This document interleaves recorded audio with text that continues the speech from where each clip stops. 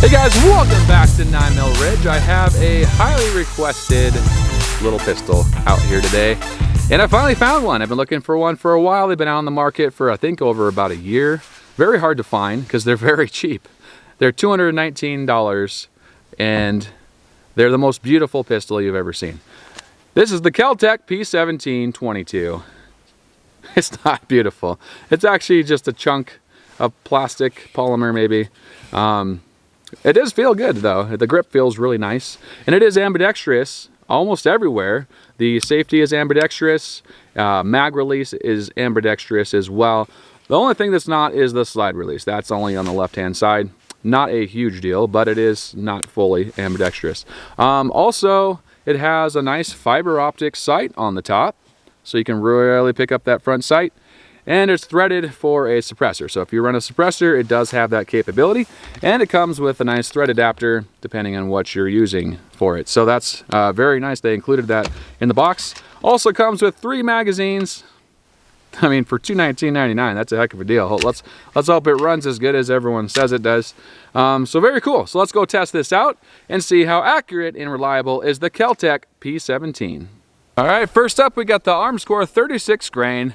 Very inexpensive ammo, but I've always had very good reliability with it. So we're gonna try that out. First one. All right, here we go. Yeah. There we go. First problem. Doesn't want to feed that in. Let's just try to rack it. No. Pretty tight there. Let's see. Let's try it again. There we go. All right. Not the best start, but we'll see if it cycles the rest of them here. An Armscore is kind of sticky. It's wax on it. It's very cheap ammunition, so it is wax coated. So it is a little cold out today. It's a little sticky. Let's see if it cycles them all. All right, here we go. First shots out of the KELTEC P17.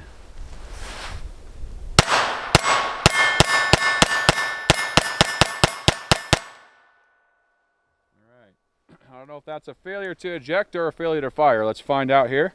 Drop that mag. Nothing in the magazine there. Looks like it did fire, but stuck in the chamber there. And that's probably just the ammo. So give me 1 second. I'll be right back. All right, got that out of there. And actually, it just failed to fire. So we're going to set that aside. And we're going to move on to the next. This is the CCI Blazer 40 grain, over 1,200 feet per second. Also a very affordable 22 cartridge. Let's see how well that one performs there. Same thing. Just kind of failing to push that in. You got to kind of cycle it a couple times. All right, let's see how that one runs.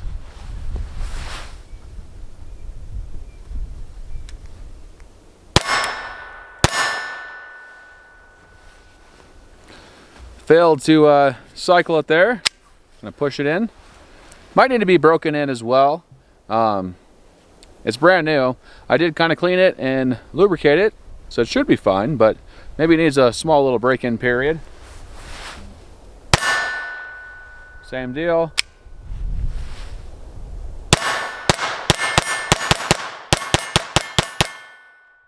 All right. Well, it cycled the rest of them there. Let's move on to the Thunderbolt. This is also an inexpensive ammo. So let's switch those out. Okay, let's see if this guy is able to put one in the chamber there. Oh, there we go. Not bad. Starting to do a little better here. Okay, let's try this one out.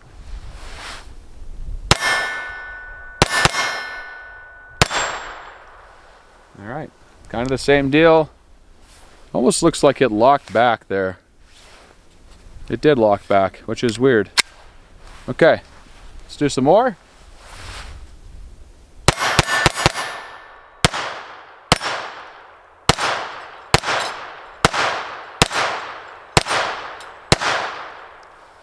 All right. Few issues so far, but I don't know. It kind of feels like it needs a little break-in almost. It's because it's shooting fine. It runs fine. Haven't had any major problems with it. Let's load up some more ammo and try some more. All right, let's try the arms core again. Now when I first loaded these 3 magazines, they were very stiff to load. The second time, they feel like they're a little bit looser. So maybe that spring tension is just so tight initially that I had a hard time putting that cartridge into the chamber. So let's go for round 2 here and see how well it performs this time. So this is the arms core 36 grain hollow point, and let's find out. Here we go. Same deal so far. All right, let's see if it cycles them all.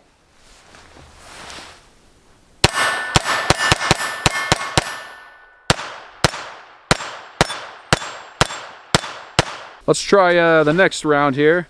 This is the CCI Blazer. We're gonna try that out. Let's see if it will put one in the chamber. Ooh, there we go. It's starting to break in. I like that. All right, here we go. Let's shoot those small targets.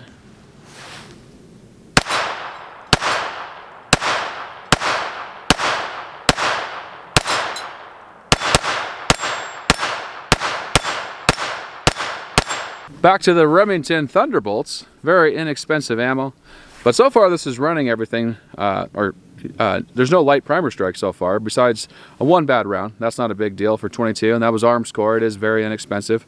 So let's try this Remington Thunderbolt. All right, here we go. Yeah, still stuck a little bit.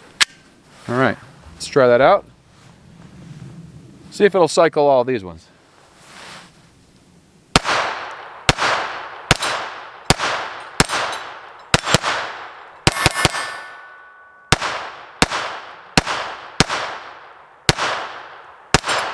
Okay, now I got a fun one. This is the Winchester 333 or 555.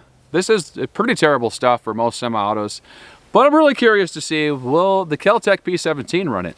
So we're gonna find out and see, you know, who knows? Maybe it's gonna run flawlessly. Let's try it out here. Yeah, still that same, oh, there we go. Starting to loosen up a little bit. Let's see if it runs this Winchester 333 ammo. All right, here we go.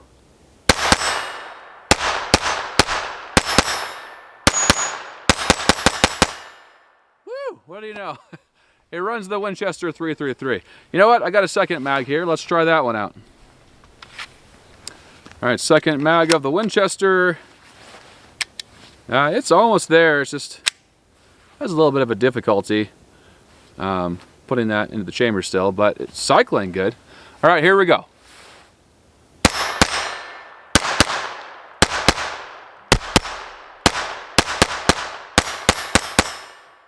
It's smoky stuff. Man, it's running it. You know, let's load 3 more and see if it keeps running it. If it does, that's actually very impressive for a little semi-automatic to run Winchester 333 ammo. That's really cool. So let's load 3 more up and try it again. Okay, I got 3 more mags loaded up. Let's see how she runs. 2 mags so far though, ran flawlessly, minus the fact it has a kind of a small hiccup in putting that first round in the chamber. But it seems like after that first round, and maybe because they're so tight, they are pretty tight. I failed to mention actually at the beginning of my video, but these are the same capacity as the Taurus TX22. They are 16 plus 1. So they're very tight loading, and that could be the possibility why it kind of struggles a little bit on that first round. But let's see.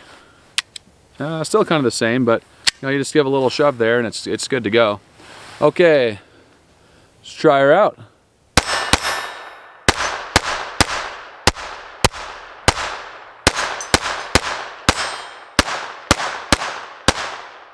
Woo! Man, she runs good. She likes the Winchester. Surprisingly, hardly anything likes that. I've got my Glock 44 to shoot it fairly well. Occasionally I'll have a problem, but so far on this, man, there's been nothing. So that's quite impressive actually, especially for inexpensive 22 like this, $219, to have the ability to shoot something that's very affordable. That's just impressive to me. So let's try it again here. Yeah, it's getting closer every time. Just give it a little tap there. Okay, here we go.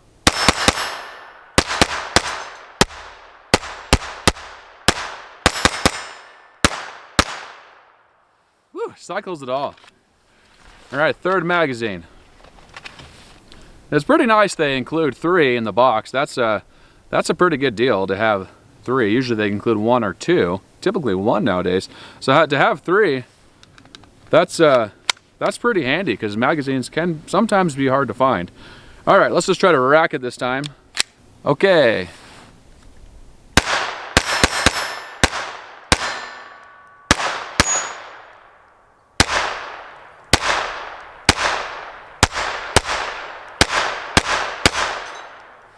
Woo! So the trigger on this is actually really light. So it's kind of different compared to, you know, other 22s out there. There's not much for a wall. So you pull that, and there it is. There's nothing. There's no stopping. It's just kind of nice, easy pull, and then all of a sudden you got your brake. Boom. So very easy to hit those targets because it's very accurate, but maybe about a 3-pound trigger pull on that. Let's load up some more, do some more shooting. All right, here we go.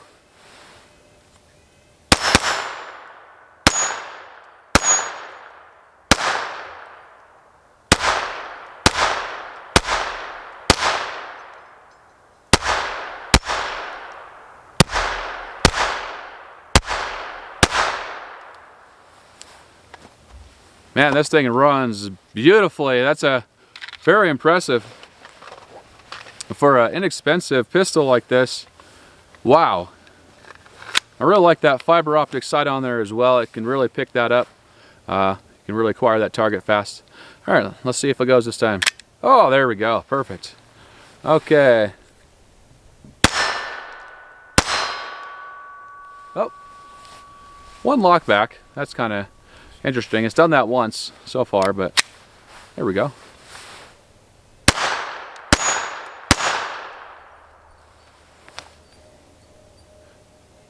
Huh, interesting. I've never had a gun where it would lock back when they're still around in there.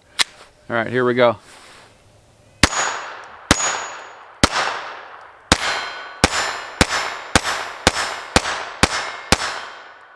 Woo! Nice.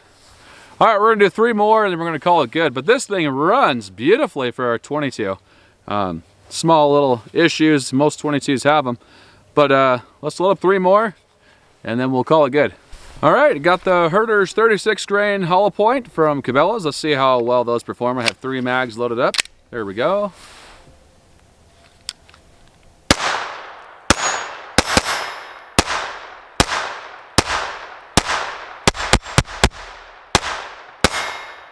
Woo! Nice, this thing's running great. All right.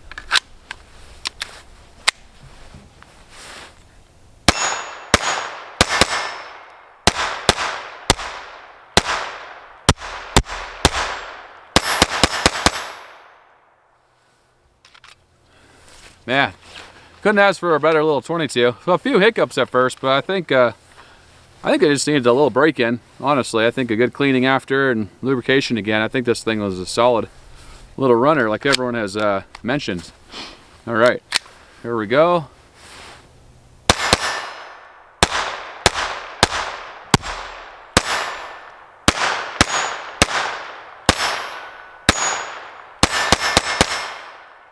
Woo! Nice. All right, just 1 more mag just for fun here. We're gonna throw in some more 40 grain.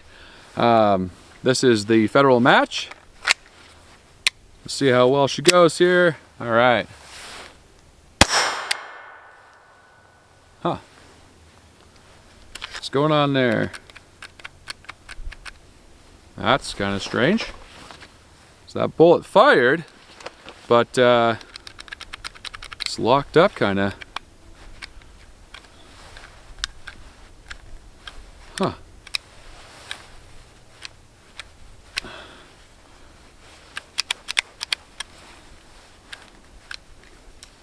Well, that's not a good thing.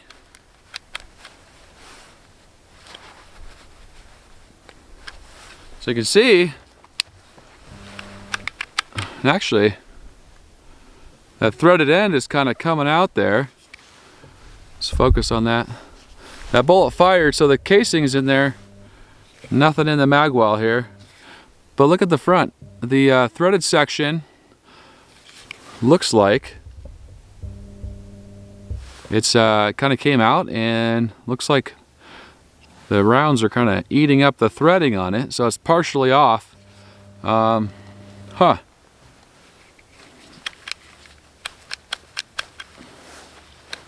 Be right back. Let's see if I can get this apart.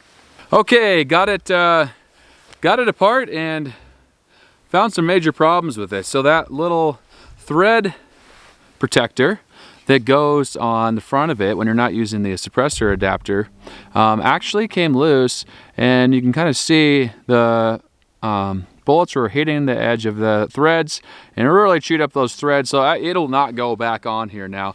So I actually had to get the suppressor adapter to put it back on, so now it'll slide, because what there is a spring on the inside of this, and it slides back and forth on that barrel. So it got stuck because this was partially out, and that spring actually got stuck on there and kept it from cycling back, and that's why after I fired that round, it did not fire. Also, when I was trying to fix this, I noticed some other problems. The adjustment screw for the top here, it actually came loose as well, and it's somewhere on the ground. So that popped out. That's adjusts your elevation right there, and it is missing. Another thing, the safety buttons, there's a little Allen screw right here, and they were both loose on both sides. They were almost about ready to fall off, so I had to tighten those up with an Allen wrench that I had with me. So I tightened them up, and it's fine now, and it's cycling. But man, I mean, that's a huge disappointment. That's only about 300 rounds. I mean, I get that some things can have some problems here and there, but that was only 300 rounds, and it has some issues already, and not very good issues either. That one's unfixable. I'm gonna probably have to call KELTEC and have them send me another one. But yeah, unfortunate that it has that many problems, because it functioned all that cheap ammunition, which is great, and it probably will now still. But if you buy one of these, keep an eye out on all those little screws, because they do wiggle loose, and on these you might want to put some Loctite on that safety Allen screws there, just so they don't pop out on you. Same thing with your adjustment, maybe a little Loctite on there, a little blue Loctite, so once you get it adjusted for your elevation, mark it, throw a little bit of Loctite, and you're good to go there. But yeah, huge disappointment, unfortunately. But I don't know, we'll keep playing around with it, testing it, and see if it has more failures. But guys, thanks for watching this video. Don't forget to hit that like and subscribe. As always, I love you. Have a great day.